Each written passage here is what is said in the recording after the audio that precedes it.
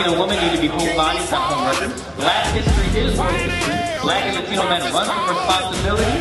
So that you're comfortable with things that we just talked about. Okay, so let's do it. And that was part of the Wardrobes knocking, kingdoms falling, lights go up and the whole crowd roaring. Stand on the book, no fear, no stalling. Welcome to the smoke, hear the warriors calling. 808 shaking the gates on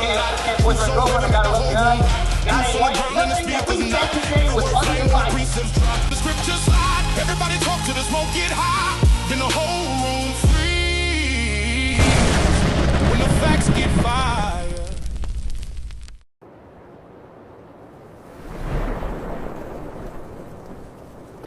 Go ahead, sis. What's up?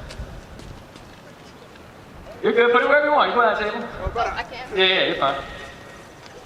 And again, I want to plug the club, Biblical Smoke Live. If y'all got issues you want to talk about, we have a club on campus. We're doing it at different clubs in the area, different campuses in the area. The topics we were trying to touch on today is Christians condone crime. Minority women should be home bodies, not home wreckers. Black Latino men run from responsibility. And Black history is world history. All right, so if you want to touch any of those topics, you can talk about it. Go ahead. Okay, my name is Antonia. Hi. Go ahead. Sorry, I'm a little nervous. You're fine. I'm a Christian, and the girl that was up here, like before the guy that was just here. Yep. The things that you were saying to her, I had initial questions, but the questions that I have now are based off of like what you were saying to her. Okay. So I have a boyfriend, but I'm a virgin. Like I don't plan to have sex. I don't like have those type of relations. Yep. So I'm wondering like what would be like your stance, like what should I do? Because you were saying like you shouldn't have a boyfriend or girlfriend at all, but I don't like partake in, you know, the sexual part of that stuff, and I don't like. Gotcha. So I don't. So I would re-clarify what we mean by fornication. So fornication is any sexual contact beyond a platonic relationship, right? So kissing. I don't do that. Then none of that. So you're okay. So then this is what I would say. Are you sure you don't do that? No kissing. None of that? How long have you been together? We've been together almost a year. Almost a year, and he's okay with the same thing. Yeah, because okay, I introduced him like. Get to the mic real quick, sweetie. Sorry.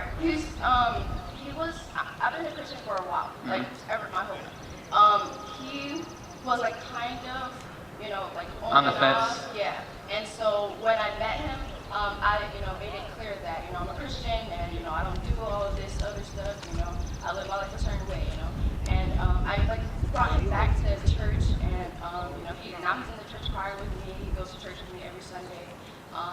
He started reading his Bible and everything, so you know, he's trying to get closer to God, and he says he's like really, really happy that he met me, because you know, no one ever like in his life brought him to God like how I did, and I try to live my life right, and I try to, I guess, be a good influence. Yeah, you're trying to be a good influence on him so that you can maintain your purity, right? And you're asking, what is the stance on the current condition that you guys are in? All right, a couple things. I'm going to touch two. I'm going to touch the relationship, and I'm also going to touch the church.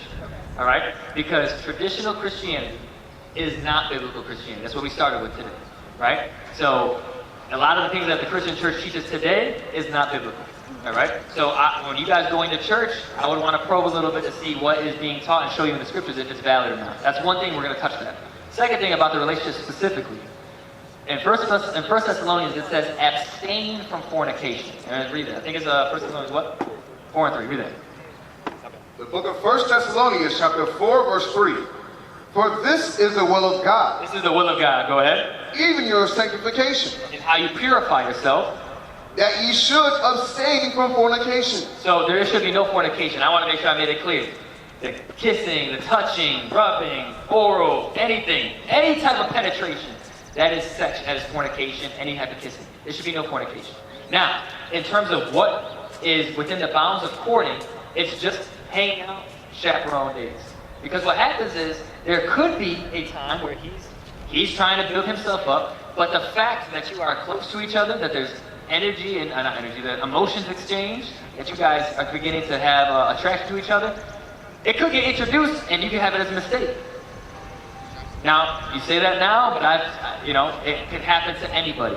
So I applaud you from keeping your chastity, and I push you to keep doing that. But I would say that the relationship in general should not be classified as boyfriend and girlfriend. It should be something as like, hey, as we get older, get our degrees, if we're both in the same mind to serve God and keep the commandments, then what we can do is we can get married, and I want to do it the right way. So I want to make sure we talk about our life situation, how we're going to get married, how we're going to raise the kids, where we're going to live. What's your take on how I should be in the house as a woman, right? Because the scripture says the man is the head of the household.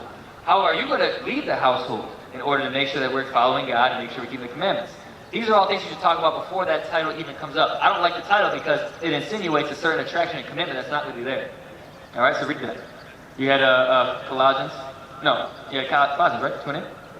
You get that.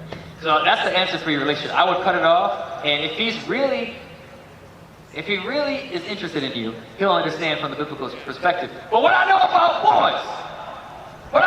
boys is if he's trying to wait it out to be the first, he's gonna be pissed when you cut it off. I already know about that.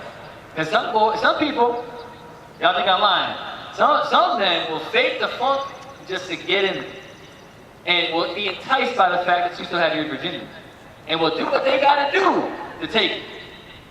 Hey, it is what it is. Escape from that. That's why Scripture says abstain from fornication. Go.